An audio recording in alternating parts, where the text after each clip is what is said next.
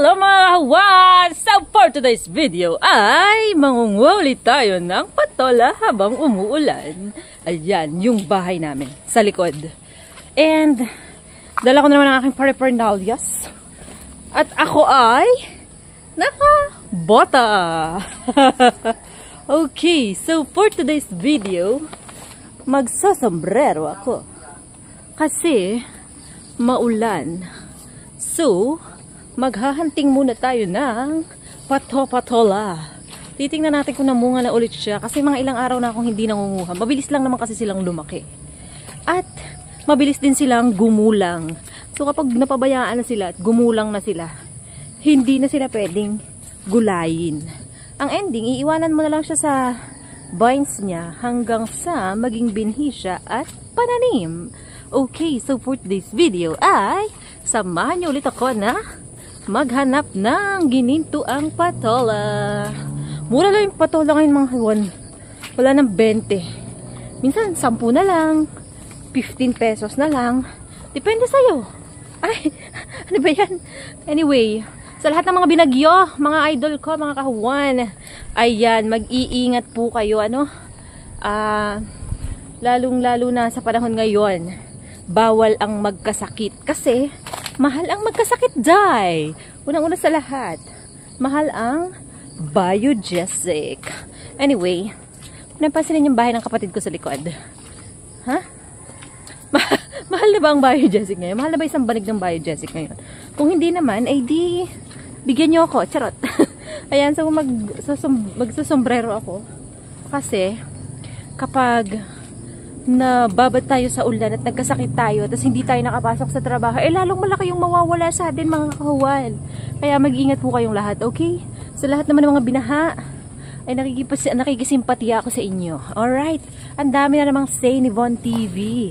Anyway, maghahanap na naman ako ng patola, kalamismis, sitaw, bataw, patani. Charot. Kumakanta? Kailangan talaga ganun mga day. So, halika na, maghanap na tayo ng patola. Patola King, let's go! Ayan mga madam sir. So, may nakita na agad akong isa. Ayan oh, kay ganda na niya. Okay, kukunin natin yan. Siyempre kukuha tayo ng hagdan dahil hindi natin siya abot. And dito naman sa ilalim ay maghahanap tayo ng nakalawit na patola. And there you go.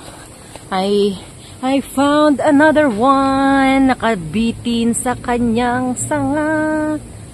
Ayan. Actually, madami dito. Kailangan lang matalas ang iyong mata. Maliit yan, so hindi natin pwedeng kuhanin. Kasi hindi mo naman siya mapapakinabangan. Kapag tinalupan mo yan, wala na matitira. And then, itong isa, ilawit natin na ganyan. Kasi kapag hindi siya nakahaba, nakalawit, parang pangit ng term ko, nakalawit. Pag hindi siya nakalaylay nakalaylay, ano ba yung mga terminology? Kapag hindi nakalapag na ganyan. Yan, okay na. Masaya na kayo. At ito pa ang isa. I finally found someone. Charot. Bakit yung sa lahat ng talent, hindi ako binigyan ng chance na makakanta? Binigyan naman ng chance. Yun nga lang, lumalakas ang ulan. So, ayan oh, ang dami pang umuusbong. Ito yung mga kahuan yung sinasabi ko sa inyo. Kapag dinapuan ng maninira, ayan, ganyan. Tapos ito pa oh. Oh, diba? Ilang araw lang ako hindi nanguha. Patola everywhere, sabi ko sa inyo eh. Umuulan ng blessing sa ating patola. Anyway, hindi naman talaga ako nagtanim nito. Yung tatay ko nga, diba? Kaya huwag kayong maingay. Kasi nandyan siya. Kasing maulan, di siya umalis. Nandyan siya.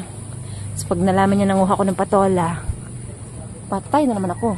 Ayan. O, diba? Ayan. See? Very demure. O, nahihiya yung patola. Okay. So, dahil alam na natin kung saan nakapwesto mga patola ay simulan na natin ang pagha-harvest habang maulan. Alright, so napakalakas na ng hangin mga idol ko. Napakalakas na ng ulan. Gumagalaw na ang mga puno sa paligid. Umiindayog ng mga puno ng kawayan. Oh my God! Nakaligaw si Tucker! Oh my God! Nakatakas si Tucker. So, hinuli ko muna ang aking pangalawang anak na husky. Andito na naman ako sa likod ng bahay. At sa kasalukuyan mga kahuwan, ay super lakas ng ulan. Sira pa yung payong ko. Shout out. Mega love shout out sa aking payong. Sponsored by... Oh my God! Super lakas ng hangin.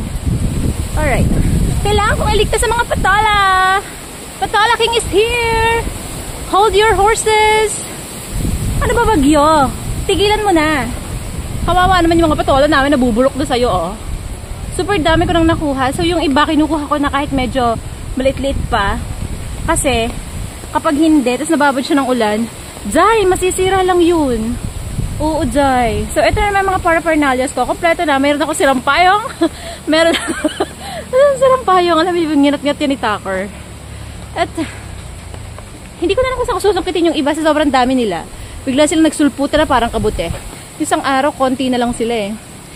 So, update ko kayo. Bye-bye! Ayan, so mga kahuwan, ganito yung kalaban ng mga farmers kapag umuulan.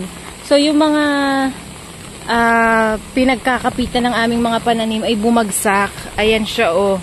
So, natumba yung mga vines ng ating kalamismis. At pati kamote, Day, sumama sa pagbagsak niya. So, sobrang lakas ng hangin, mga Madam Sir. Pero yung iba naman is hindi naman sila ibinagsak ng hangin. Ito lang isang ito na madami na tayong napanguha na bunga nung nakaraan. So, yung iba naman is goods pa. Ayan, standing ovation pa rin sila, mga Madam Sir. So, binibisita ko. Kawawa naman kasi yung tatay ko. Kasi nagpakahirap siyang itanim ito mga ito. Tapos dinaanan lang ng bagyo. Ikaw talagang bagyo ka, no? Napaka-inconsiderate mo. Charot. Ayan. So, eto pa, oh. Hindi yun damo, ha. Baka akala nyo damo. Pero kung takabukid ka, at alam mo yung halaman at kung ano yung damo, eh, madidistinguish mo kung alin sa kanila dyan yung halaman talaga at kung alin yung damo lang. So, ayan. Sayang yung banda doon, oh, bumagsak siya. So, ayusin natin. Alright. Anyway, kanina pa akong tinatawag ng tatay ko kasi hindi siya umalis kasi nga bumabagyo. So, sabi niya, manahimik ako sa bahay. Ang ginawa ko, lumabas ako ng bahay. O, di ba? Pasaway na anak. Siyempre, kesa naman siya yung magbisi-bisita dito sa mga tanim niya na hindi naman niya ibabangon. Ay, ako na lamang, okay? So, alam niyo na, pag mga thunder zoom na, kailangan sa bahay na lang sila. And, hindi naman 4K, ibig sabihin ay medyo malakas pa yung katawan mo. Ikaw na lang yung magpapakasagasa sa bagyo. Hindi ganon. Kumbaga, you're just helping them. Wow! English. Okay. At ayun na nga. Piling ko babagsak na rin yung isang yon. Naku, wag sanang madamay ang kuryente, ang linya ng wifi. My goodness. So, kailangan ko siyang tukudan para hindi siya bumagsak. Kasi pag bumagsak yon, damay yung wire ng wifi ko.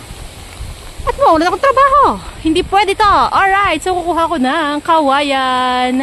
Diyan lang kayo mga Madam Sir. Ayan. Nakikita nyo ba mga Madam Sir? Super lakas ng hangin.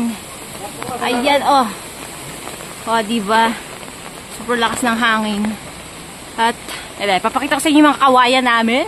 Mga kawayan namin na sumasaway sa hangin sa ibabaw. Ayan, oh my God. Saging, lumaban ka. Kailangan ka pa namin. Charot. Ayan, yung mga saging na babagong sumusulpot ay madadali pa yata ng bagyo. Okay, and ang daming buko. Shout out sa mga dahon dyan. Lumabang kayo. Okay. So mga Madam Sir, eto na ang aking nakuha. Ayan, pupunta ako sa tindahan ng tita ko at ilalagay ko doon. So sa mga gustong maggulay for today's video ay pumunta na kayo dito sa tindahan. Tiyahin ko at bilhin nyo na ito. 10 piso ang isa. O, diba? May gulay ka na. Nakamura ka pa. Fresh from Baguio. Alright. Yun lang mga Madam Sir. Paalam. Tita! I have a lot. Like patala and calamismis everywhere.